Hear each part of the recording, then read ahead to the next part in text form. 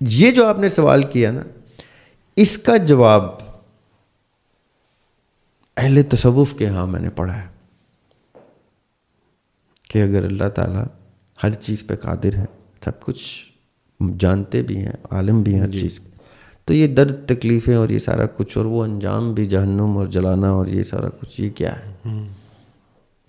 اہل تصوف کہتے ہیں، اب یہ میں ذریعہ ہاشمی کا نقطہ نظر نہیں دے رہا، اہل تصوف کا نقطہ نظر دے رہا ہوں. ٹھیک ہے. جیسے نان بلیورس کے کوشچنس کے لیے بلیورس کی کتاب ہے جس میں خدا کی ڈیفینیشن ہے، اسی طرح اس سوال کی اہل تصوف کے ہاں مجھے جواب ملا ہے جس سے میں بہت ریلیٹ کر سکتا ہوں، مجھے اچھا لگتا ہے وہ جواب. ضروری نہیں کہ میرا وہی جواب ہو. ٹھیک ہے. اس سے یہ ڈسکلیمر ہے، یہ نہ ہو کہ مجھے کوئی واجب القتل کر دے. یہ اہل تصوف کا جواب دینے لگا ہوں میں.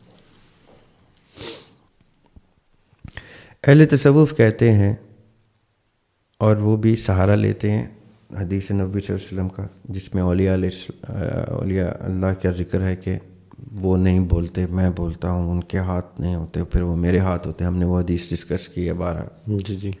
وہ یہ کہتے ہیں کہ کئی چیزیں اللہ سبحانہ وتعالیٰ کی میجسٹی کے ساتھ جچتی نہیں ہیں.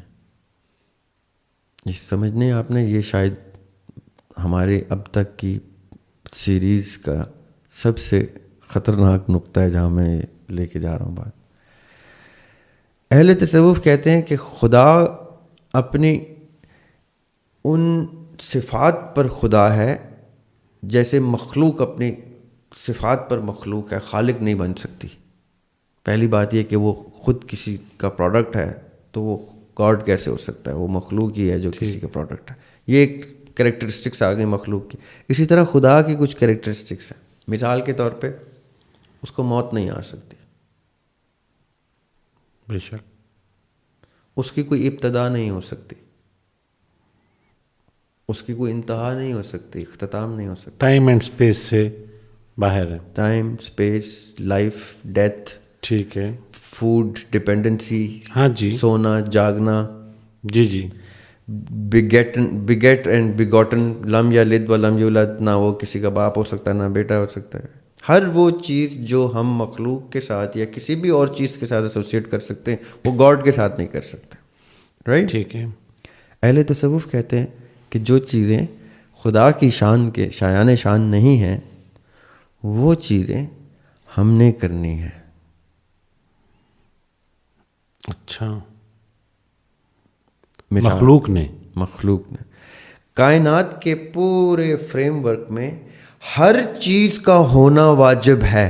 کائنات کے پورے فریم ورک میں every possibility has to occur. Either God will do the godly things and God's creation will do the rest of the things. اب میں یہ کہاں لے کے جا رہا ہوں بات کو سمجھنے. خدا کو موت نہیں آ سکتی نا، تو انسان نے موت چکھنی ہے تاکہ موت کی existence by means of practice نظر آئے.